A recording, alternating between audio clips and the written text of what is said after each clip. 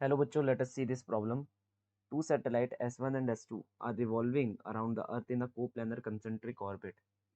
In the opposite sense, at time t equal to 0, the position of the satellite are as shown in the diagram. The time period S1 and S2 are 4 hour, 24 hour. Respectively, the radius of the orbit for the S1 is 1.28 into 10 to the power 4 kilometer. For the situation, which of the following is the correct statement? अब हमसे यहाँ पर पूछा जा रहा है कि कौन कौन सी स्टेटमेंट क्या है यहाँ पर करेक्ट है। चलिए, पहली स्टेटमेंट है angular velocity of S2 as observed by S1 at time t equal to 12th hour is 0.468 pi radian per second. देखो, यहाँ पर क्या रहा है कि यहाँ से ये शुरू हुआ है, ये पोजीशन A है और ये पोजीशन B है, ठीक है। दोनों सैटेलाइट अपनी रिस्पेक्टिव पोजीशन से शुरू हो रहे हैं at time t equal to 12th hour. जब टाइम 12 घंटे बाद फ्रॉम द जीरो 12 घंटे बाद हो जाएंगे, तो जो रिलेटिव वेलोसिटी है जो S2 देखेगा, ठीक है, मतलब relative velocity of S2 as observed by S1, ठीक है। Relative angular velocity of S2 as observed by S1 मतलब S1 पर ऑब्जर्वर है और वो ये देख रहा है कि S2 की relative velocity, relative angular velocity क्या है इस पर्टिकुलर पॉइंट ऑफ टाइम पर। ओके, वो कितनी है? 0.468। अब हम यहाँ पर आंसर निकालना शुरू करते हैं। सबसे पहले तो हमें ये पता होना चाहिए कि 12th आवर पे ये दोनों कहाँ पर है। अब जो ये हमारा सेकंड वाला है, इसका है टाइम ऑफ रेवोल्यूशन 24 घंटे और जो हमारा S1 है इसका है 4 घंटे का।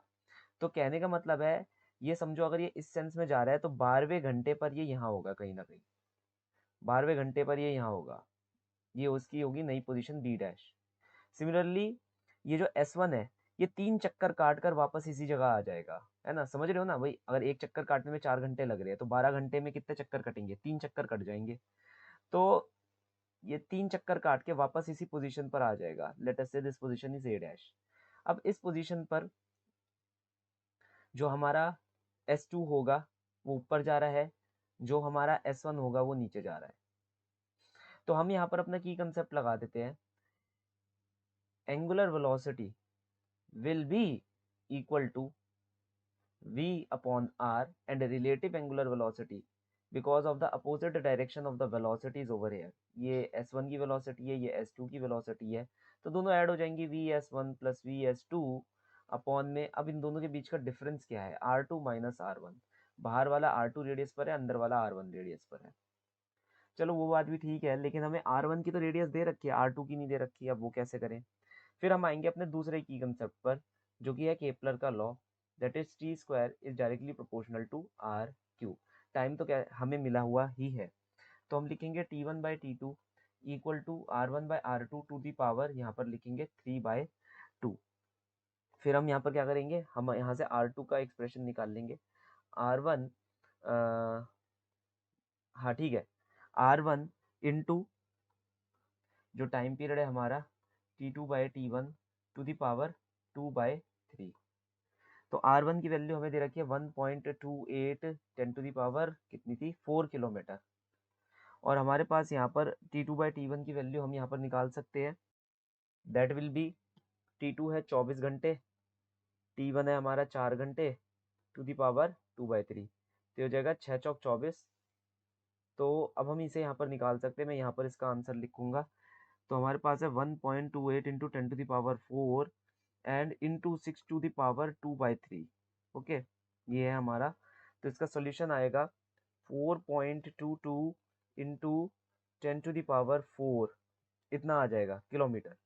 मैं आपको यहाँ पर इत्तला करना चाहूँगा कि आपकी बुक की कैलकुलेशंस गलत है, ठीक है। बिल्कुल गलत है वो कैलकुलेशन, क्योंकि उसने, अगर आप ध्यान देंगे, यहाँ पर T1 की वैल्यू उसने 6 ले रखी है, जबकि यहाँ तो हमें 4 घंटे का टाइम दे रखा है ना, टाइम ऑफ रेवोल्यूशन 4 घंटे, और उसने यहाँ 6 ले रखा है, तो वो तो कोई तुक नहीं बैठता, गलत कैलकुलेशन है। ओके, सो अब ने चलो यहाँ पर हमने अपने हिसाब से तो निकाल लिया ना कि भाई R2 आ रहा है, R2 आ गया, कैलकुलेट हो चुका है चीज़ों को। अब हमें निकालना है वेलोसिटीज, निकालनी है respective velocities. Velocity of S1 हम निकालेंगे, वो हम निकाल सकते हैं 2πr1 अपॉन T1 करके। तो 2πr1 which is 1.28 into 10 to the power 4 upon में T1 विच इज 4 घंटे। बस इसे अभी हमें कैलकुलेट कर लेना है, इंटू 2 अपॉन में 4। ओके, तो ये आएगा 0.6 4 पाई 10 टू द पावर 4। ऐसे ही S2 का निकाल लेना है। यहाँ पर भी उसने कैलकुलेशंस गलत कर रखी है, इसलिए ध्यान से करिएगा, ठीक है। तो ये आ जाएगा 2 पाई और ये कितना आ रहा है 4.22 10 टू द पावर 4 अपॉन में T2 कितना है हमारे पास 24 घंटे का है। ओके, सो ये कैलकुलेशन हमारी बन जाएगी 4.22 है हमारे पास, 2 है हमारे पास, अपॉन में 24 है हमारे पास, इंटू 10 टू द पावर 4 भी है, तो 0.351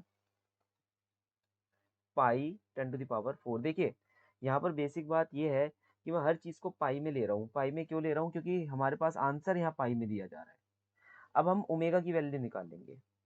ओमेगा की अगर आप लोग वैल्यू देखेंगे तो Vs1 plus Vs2 that is 0.351 plus 0.64, मैंने पाई कॉमन ले लिया, 10 टू द पावर कॉमन ले लिया, ठीक है।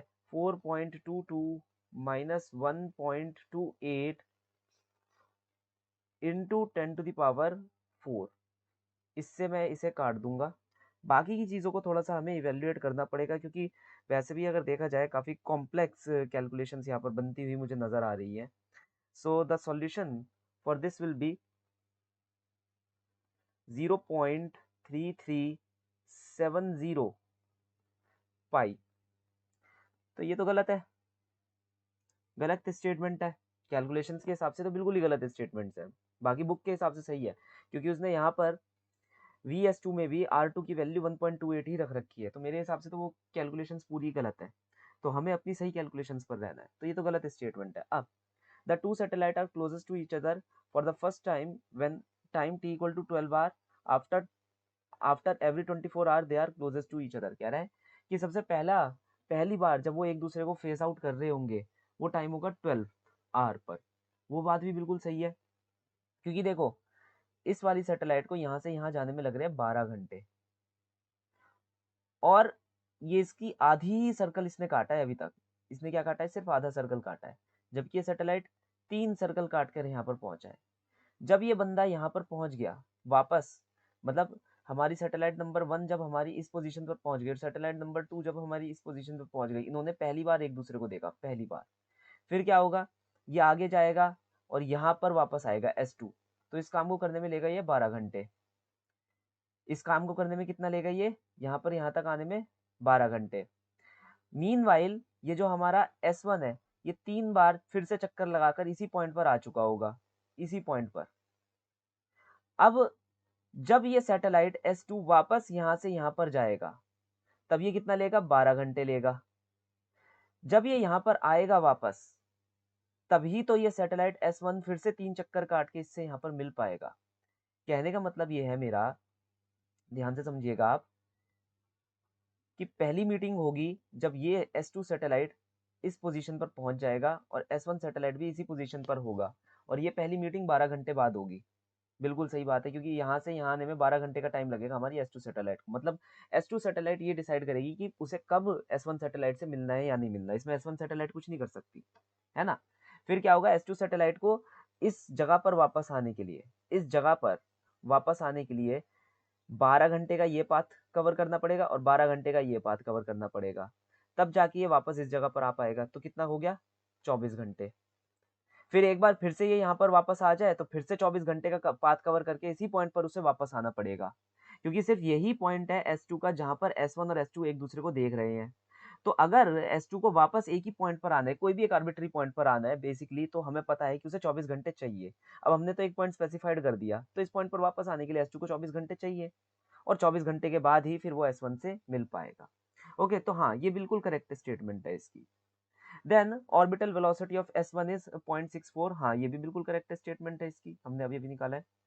The velocity of S1 relative to S2 is continuously changing in magnitude and direction both. तो हमसे कहा जा रहा है कि जो वेलोसिटी है S1 की और relative to S2, it is continuously changing in magnitude and direction both. तो ये बात भी बिल्कुल सही है भाई। वेलोसिटी एक वेक्टर क्वांटिटी है, मानते नहीं मानते?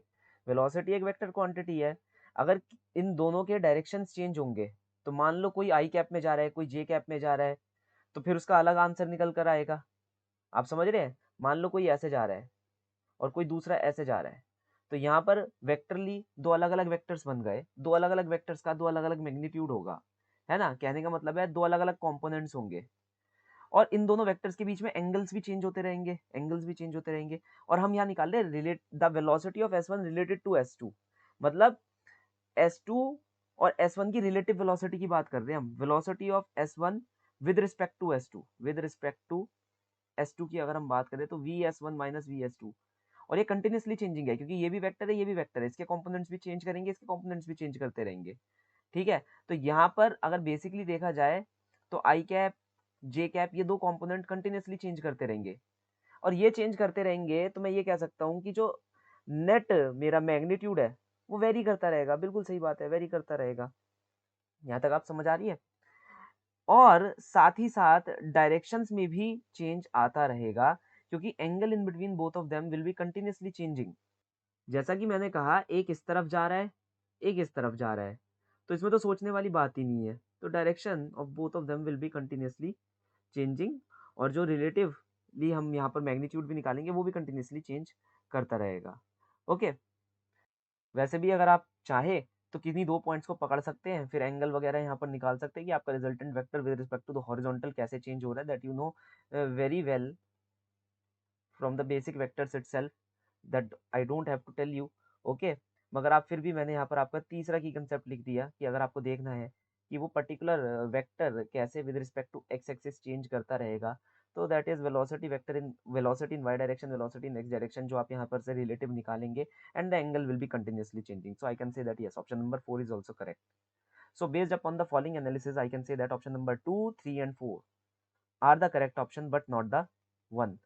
So the final solution for the following problem is option number 2, 3 and 4. Hope you understood well. Best of luck.